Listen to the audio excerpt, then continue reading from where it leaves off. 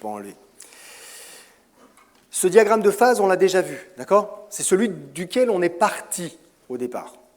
On est parti de ce diagramme de phase. Liquide, solide, la vapeur, les traits qui sont entre, où on a coexistence entre les différentes phases, et on vient d'établir, c'est la loi de Raoult, d'accord, que quand je passe du liquide pur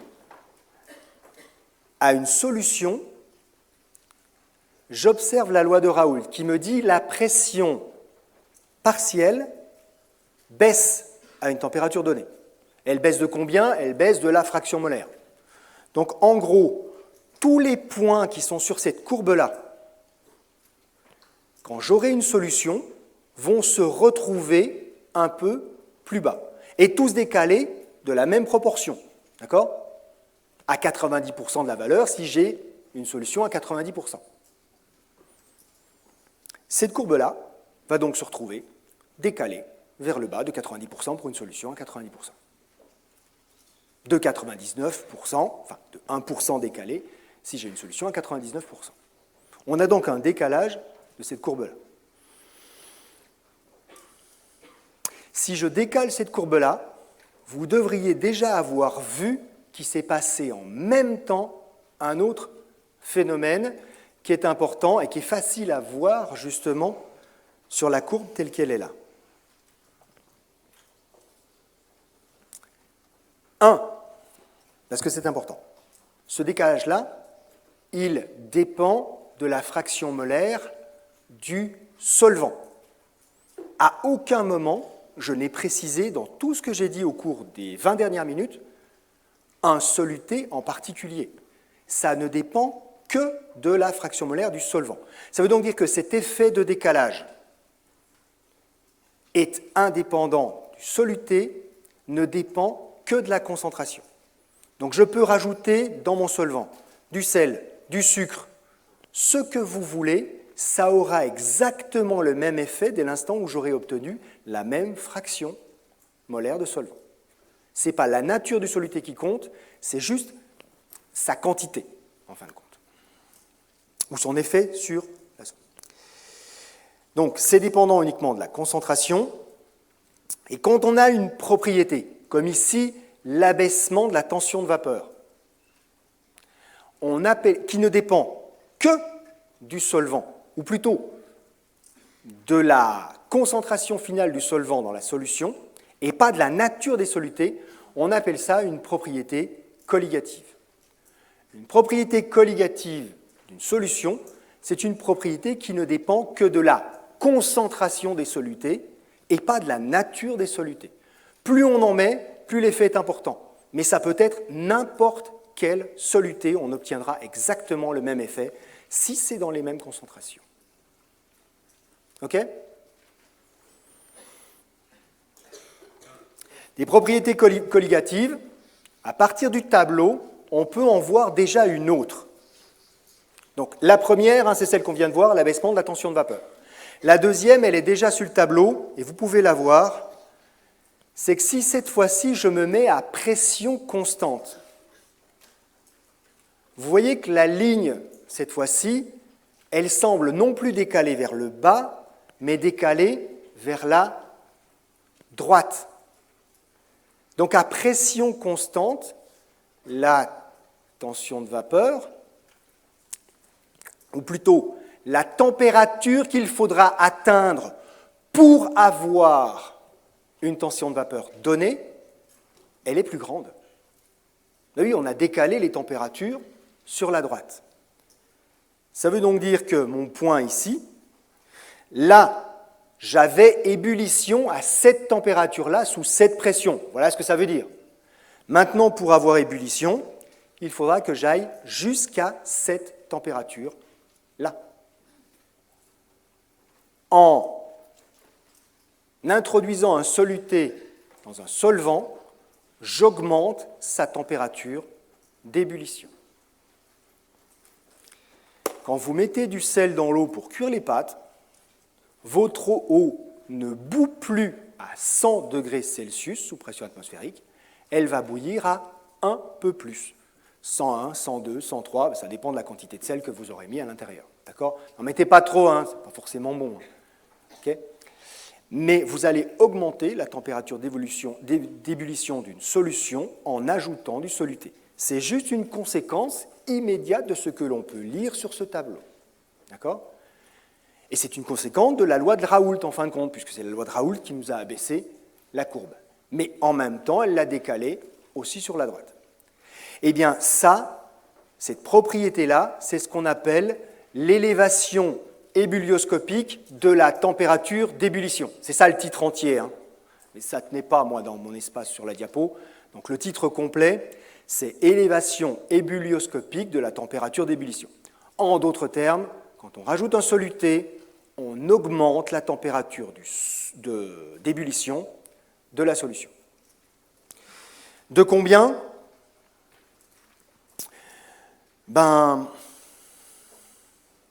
Ouais, allez, vous êtes assez grand pour comprendre ça.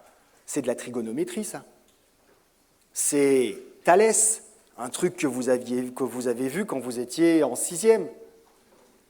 Si vous décalez le triangle qui est formé ici d'une certaine valeur vers le bas, vous le décalez de la même valeur vers la droite, proportionnellement. D'accord ? Donc il y a un coefficient de proportionnalité entre ce qu'on a décalé vers le bas et ce qu'on a décalé vers la droite.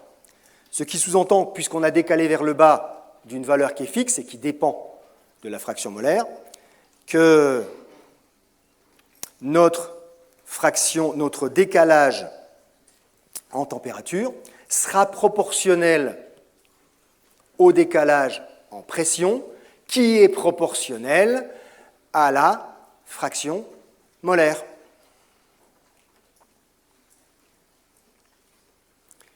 Pourquoi j'ai fait disparaître PA là-dedans ?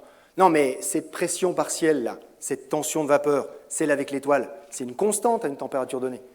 Donc simplement, j'ai regroupé la constante K1 avec cette constante PA étoile pour en faire une autre constante. Voilà, quand on a une constante fois une constante, on obtient une constante. Et je l'ai fait disparaître. Et vous voyez donc ici, ce que l'on a, et c'est important, c'est de montrer que notre décalage, il est proportionnel à la fraction molaire de A, donc à la fraction molaire de B aussi, et c'est généralement sous cette forme-là qu'on va la faire apparaître. Plus on ajoute de soluté, plus le décalage de la température d'ébullition sera important. Et vous avez bien noté dans quel sens il va, hein ? On augmente la température d'ébullition. Donc la variation de température que j'ai ici, c'est quelque chose qui est positif. J'ajoute, d'accord, des degrés de température, ou des Kelvin, si on est en unité standard internationale, à la température d'ébullition que j'avais déjà. Donc 100 degrés, par exemple, pour l'eau, normalement, plus 1 degré, plus 2 degrés, plus 3 degrés, selon la quantité de sel, de sucre ou de n'importe quoi que j'aurais rajouté dans la solution.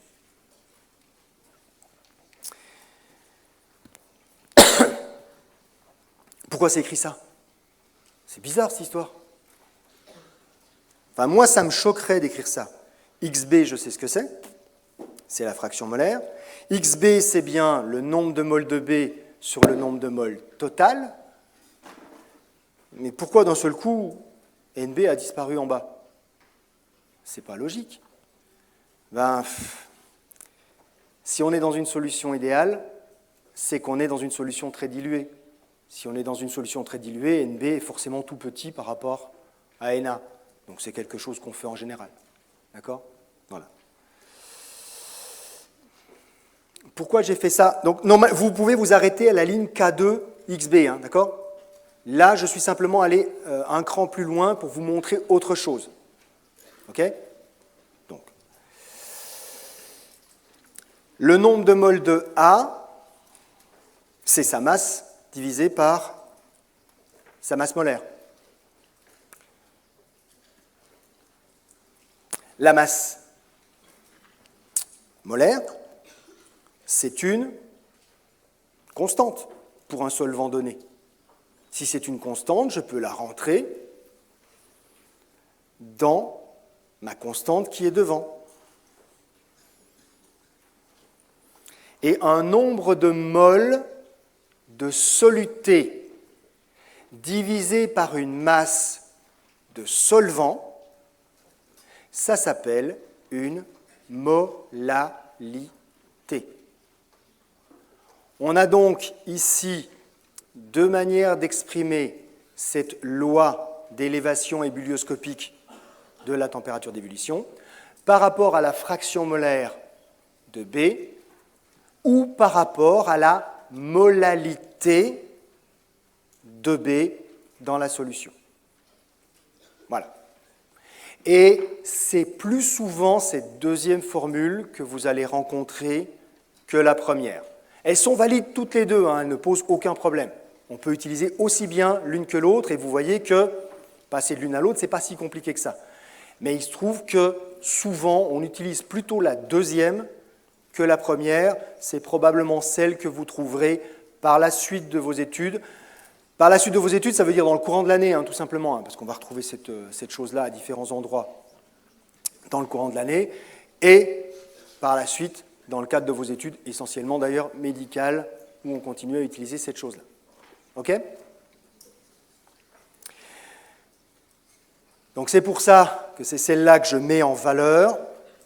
Donc la différence de température entre la température de la solution et la température du solvant pur, d'accord ? Donc la plus grande moins la plus petite, est égale à une constante qu'on va trouver dans les bouquins, qu'on appelle la constante ébullioscopique, fois la molalité de la solution.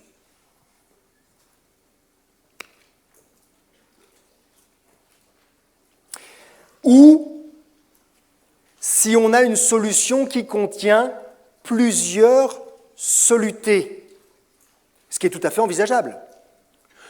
Ou plus compliqué encore, des solutés qui se décomposent. Eh bien, dans ce cas-là, on n'utilisera pas simplement la molalité, mais l'osmolalité, la concentration totale en soluté. Ben oui, on a besoin de ça.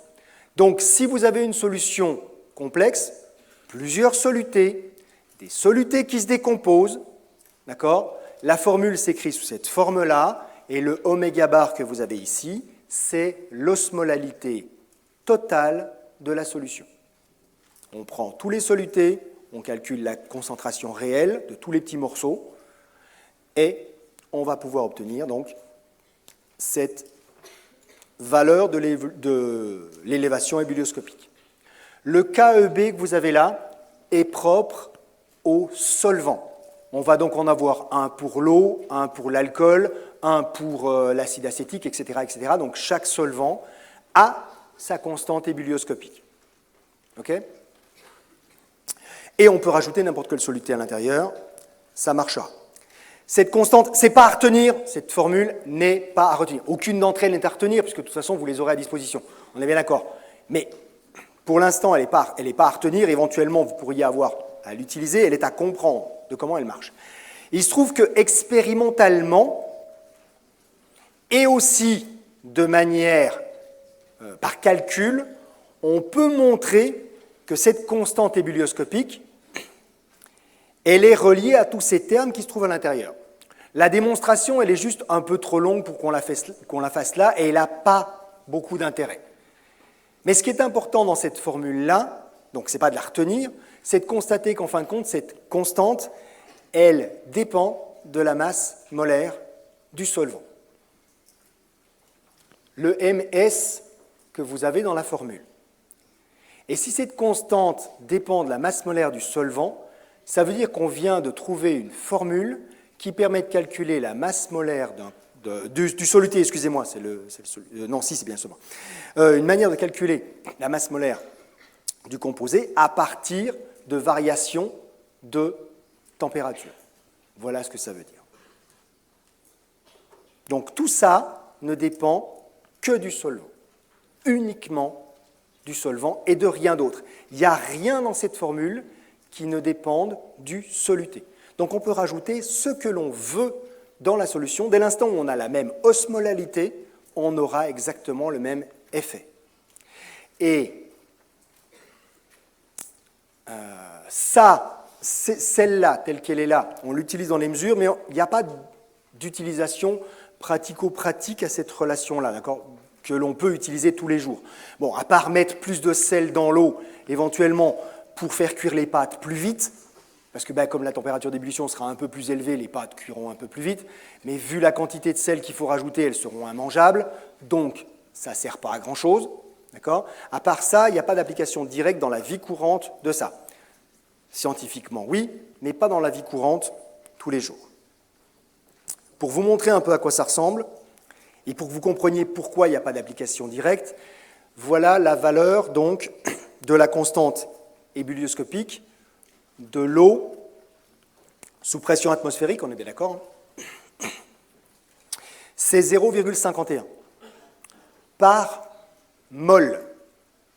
Donc quand on ajoute une mol d'un soluté dans l'eau, on augmente la température d'ébullition de l'eau de 0,5 degrés Celsius ou Kelvin, c'est la même chose, c'est une différence de température. D'accord ? Ça veut donc dire que si vous mettez, on prend l'exemple du sel, chlorure de sodium. La masse molaire du chlorure de sodium, c'est 58,5, on va dire. Le chlorure de sodium est totalement dissocié, donc si je mets une mole de chlorure de sodium dans l'eau, j'obtiens 2 moles de soluté. On est bien d'accord ? Le coefficient de Van 't Hoff est égal à 2. Donc, pour avoir une augmentation de 1 degré Celsius de l'eau, je dois rajouter 60 à peu près grammes de sel dans l'eau. 60 grammes de sel, ça fait 2 osmoles. 2 osmoles fois 0,5, ça fait effectivement 1 degré. Donc en rajoutant 60 grammes de sel dans l'eau, j'obtiens seulement une élévation de température de 1 degré Celsius.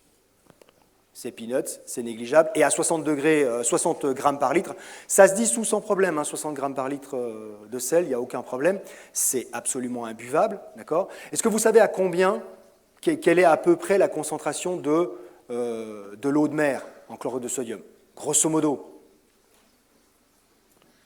On est à peu près à, allez, on va dire 9 grammes par litre de sel, d'accord ? Tout sel confondu, à peu près à 9 grammes par litre. Donc vous vous rendez compte ce que c'est que 60 grammes par litre, d'accord ? C'est énorme. C'est vraiment une très très forte concentration. Et on gagne que 1 degré Celsius. Voilà. Donc, inefficace.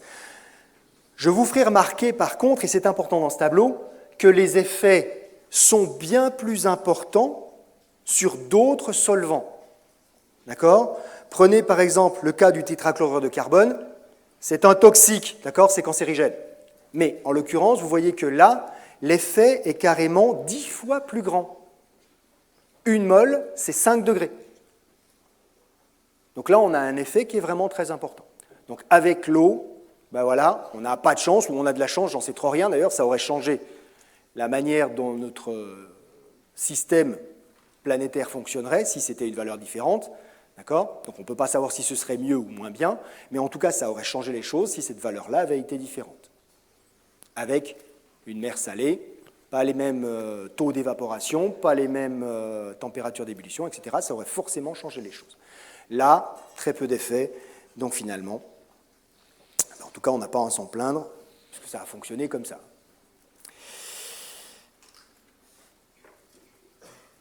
On a décalé celle-ci vers le bas et donc aussi vers la droite. Eh bien, celle-là, donc ça c'est ce qu'on vient de voir, hein, température d'ébullition, différence de pression. Celle-là, donc la ligne que j'ai appelée solidus précédemment, d'accord ? Celle qui sépare les solides des liquides, elle se décale vers la gauche. Je pourrais refaire le même type de démonstration que précédemment, mais là encore, il y a des mathématiques qui rentrent dedans, qui ne sont pas utiles. D'accord ? Vous avez vu comment j'ai fait précédemment, c'est le même principe, ça va se décaler cette fois-ci de l'autre côté pour celle-ci. Mais si ça a décalé de l'autre côté, je dois obtenir l'effet inverse. Ça veut dire que maintenant, ma différence de température là, elle va se soustraire à la température normale de congélation. Tout à l'heure, c'était la température d'ébullition. Là, maintenant, celle-ci, elle a affaire à la température de congélation. J'ai oublié de le couper, je suis désolé. C'est l'heure de la pause, c'est pour ça, apparemment. Enfin, c'est ce qu'il me dit. Hein. Il dit n'importe quoi. Non, je coupe maçonnerie. Je suis désolé. Vous inquiétez pas, on fera une grande pause entre les deux cours. Par contre, une grande pause entre les deux cours. Mais ce n'est pas pour vous, hein, c'est pour moi. Vous êtes supposé pouvoir encaisser les 4 heures. Moi, non. Moi, je ne peux pas. Donc, on a ici un décalage. Donc, vers la gauche, ce qui sous-entend que l'effet, cette fois-ci, va venir se soustraire à la température normale. En d'autres termes, en rajoutant un soluté, cette fois-ci, je vais abaisser ce qui est la température de congélation. Et le terme complet, le titre là-haut qui n'est pas complet, ce sera donc un abaissement cryoscopique. Vous savez, cryo, c'est un terme qui vient du latin qui veut dire froid. D'accord ? Donc, abaissement de la température, abaissement cryoscopique de la température de congélation. On ajoute le soluté, on baisse la température de congélation. De combien ? Du delta T que j'ai ici. Et avec un raisonnement qui est totalement similaire au précédent, on en déduit, d'accord ? Mais je ne vais pas le refaire une deuxième fois, ça ne sert à rien, que cet abaissement cryoscopique est proportionnel à une constante qu'on appelle la constante cryoscopique, voilà, on n'est pas allé la chercher bien loin, celle-ci, multipliée par l'osmolalité totale de la solution. C'est chiant que ce soit des osmolalités, hein. Parce que franchement, on a plus l'habitude des osmolarités, enfin des molarités, quoi. Pourquoi ils sont kikinés ? Mais vous avez vu d'où ça vient simplement du calcul, on tombe sur un nombre de moles sur une masse de solvant. Maintenant, je vous rappelle quand même un point qui est super important. Dans une solution diluée, et a priori on est dans des solutions diluées, aqueuses, si on a de l'eau, la molalité et la molarité, c'est la même valeur numérique. Si on est dans une solution aqueuse diluée, on est bien d'accord. Donc le fait qu'on ait ici des molalités ou des osmolalités qui apparaissent, ce n'est pas forcément super gênant si effectivement le solvant c'est de l'eau, ce qui sera souvent le cas, d'accord ? Surtout dans les systèmes biologiques, ceux qui vous intéressent le plus.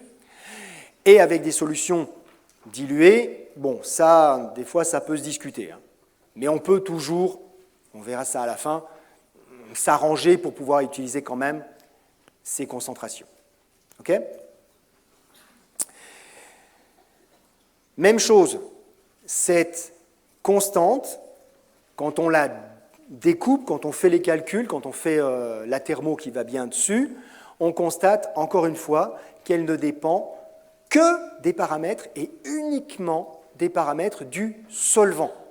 En d'autres termes, ajouter n'importe quelle soluté, du sucre, du sel ou n'importe quoi d'autre, des protéines, d'accord ?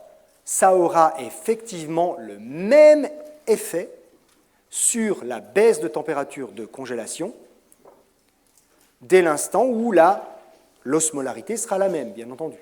Donc, même osmolarité, n'importe quelle soluté, même effet.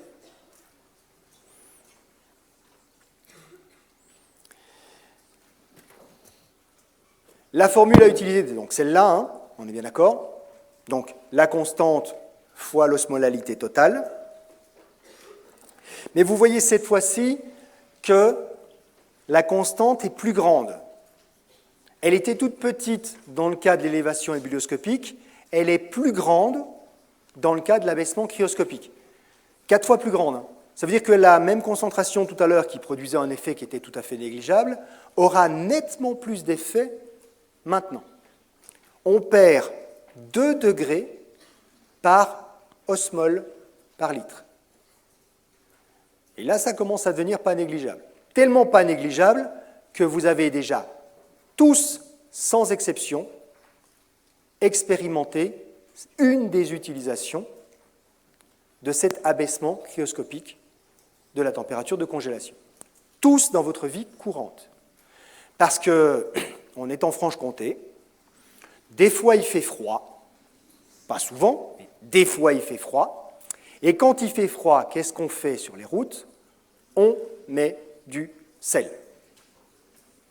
Pas des graviers, du sel. Donc, ce n'est pas parce que c'est des petits trucs durs qui vont retenir les pneus. Non, non. On met du sel. Et vous savez, quand on met du sel sur de la glace, ça ne la fait pas fondre. Non, non.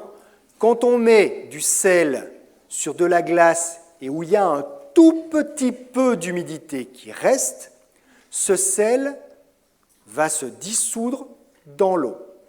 En se dissolvant dans l'eau, il abaisse la température de congélation de cette eau. En abaissant la température de congélation de cette eau, eh bien, elle ne peut plus congeler à la même température. D'accord ?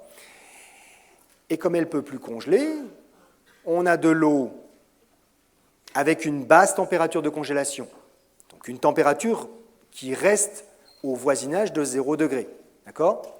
Mais qui peut congeler à -1, -2, -3, -4, -5, qui va donc prendre de la chaleur à la glace qui est juste au contact pour la faire fondre et équilibrer les températures. D'accord ? Et donc on va avoir du sel qui, 1, se dissout, 2, permet à l'eau salée, cette fois-ci la solution, de faire fondre la glace qui est au contact, jusqu'à ce qu'on atteigne la température de congélation de la solution qui va dépendre de la quantité de sel qu'on aura répandu sur la route et de la quantité d'eau qui est à disposition, bien entendu. D'accord ? Ça explique pourquoi répandre du sel quand il neige avec des flocons comme ça pendant 2 heures, ça ne sert à rien. Ça ne sert à rien parce que très rapidement, tout le sel va être dissous dans la neige qui est en train de fondre, partir sur les côtés de la route, et puis finalement, il n'y en a plus sur la route, il a été entièrement lessivé. Par contre, et ça ne sert à rien non plus de balancer du sel sur une route qui est à -10 ou -15.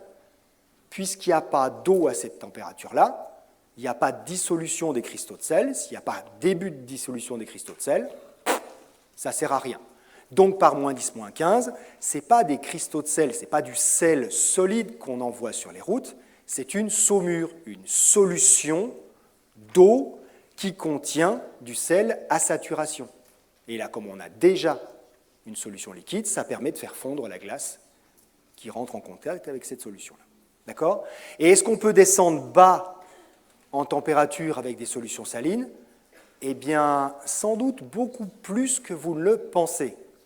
D'accord ? Parce qu'à 2 degrés par mol, et vu que le sel, le chlorure de sodium, est un composé qui est très soluble dans l'eau, on peut aller à des concentrations dans l'eau qui sont très élevées.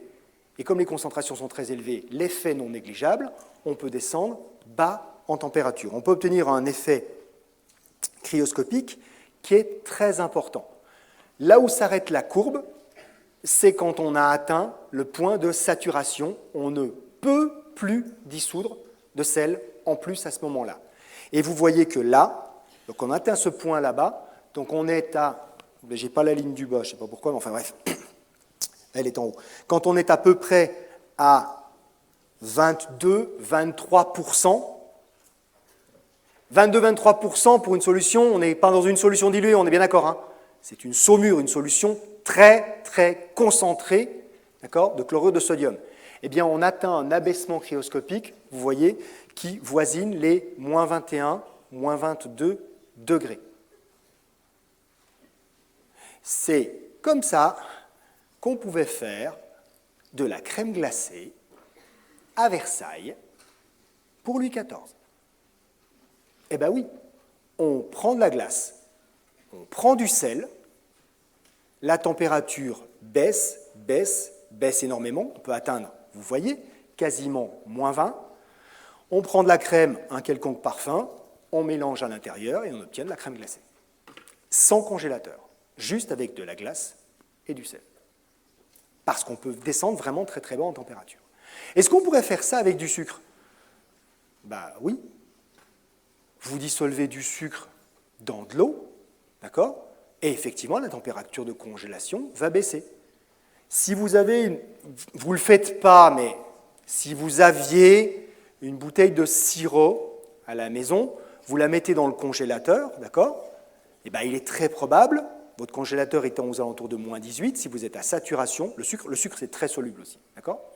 Que votre sirop dans votre congélateur ne gèle pas, ne puisse pas geler. Ce n'est pas assez froid, l'abaissement cryoscopique est trop important pour que la bouteille gèle. Bon, comme ça dépend de la concentration en sucre dans votre sirop, vous n'essayez pas de le faire, parce que si effectivement ça gèle quand même, parce que la concentration n'est pas à saturation, vous risquez d'obtenir simplement une bouteille éclatée dans votre congélateur. Okay? Mais vous comprenez le principe. Le soluté n'importe pas. Ce qui compte, c'est sa concentration. Et donc, l'effet que l'on va obtenir. Il y a un point qui est super important sur la courbe qui est à l'écran ici, en plus de la formule qui est au-dessus, et donc vous devez savoir utiliser. C'est qu'a priori, la formule, elle laisse sous-entendre que l'effet est totalement proportionnel à l'osmolarité, donc à la concentration du soluté. Donc on devrait avoir une droite. Et on n'a pas une droite. On a une droite seulement au début. Ben oui, parce que je vous rappelle que la loi de Raoult, celle qu'on a utilisée au début pour montrer la validité de la loi d'élévation ébullioscopique et donc de l'abaissement cryoscopique, elle n'est valide que pour les solutions idéales. Et quand on est à 20% masse-masse, on est très loin d'une solution idéale. D'accord ? C'est tout sauf une solution idéale. Donc cette loi-là, elle est effectivement valide et vous voyez qu'on a une linéarité effectivement de bonne qualité au début et qui suit bien la loi, seulement à très faible concentration quand on a effectivement une solution idéale. Et après, eh ben, ça part en cacahuète, un peu au-dessus, un peu en dessous, ça ne suit plus du tout la loi idéale. Mais c'est normal, puisqu'elle a été établie pour le cas d'une solution idéale, à la base. OK ? Alors comment on fait quand on n'a pas une solution idéale ? Ben, soit on a modifié les formules, et on le verra, comment on peut faire, soit tout simplement on a cette courbe-là sous la main. Si on a cette courbe-là sous la main, savoir quelle est la valeur de l'abaissement cryoscopique, on l'a sous les yeux, on a juste à utiliser cette courbe-là. D'accord ? Donc quand on veut l'effet réel, eh ben, il y a quelqu'un qui, dans son laboratoire, s'est gelé les doigts avec du sel et puis de l'eau pour mesurer à telle concentration ou tel pourcentage quel était l'effet d'abaissement cryoscopique. Il a fait la courbe, il l'a publiée dans un bouquin, on utilise directement la courbe qui est dans le bouquin. Et dans les faits, c'est en général ce qu'on fait dans les laboratoires. D'accord ? Donc, on vient de voir là 3 propriétés colligatives. On a donc vu la loi de tonométrie, l'abaissement de la tension de vapeur, le delta P, l'augmentation de la température d'ébullition et l'abaissement de la température de congélation. Donc 3 propriétés des solutions qui ne dépendent que de la concentration en soluté et pas de la nature de ces solutés. Eh bien, il en reste une 4e qu'on appelle la pression osmotique. Donc ces 3-là, on les a déduits directement de la loi de Raoult, et j'ai détaillé un peu pourquoi il y avait la loi de Raoult, mais vous comprenez pourquoi, puisque c'est juste des déductions de la première, ça en faisait 3 d'un coup. D'accord ? Celle-là, on va la détailler un peu à part, parce qu'elle est particulière.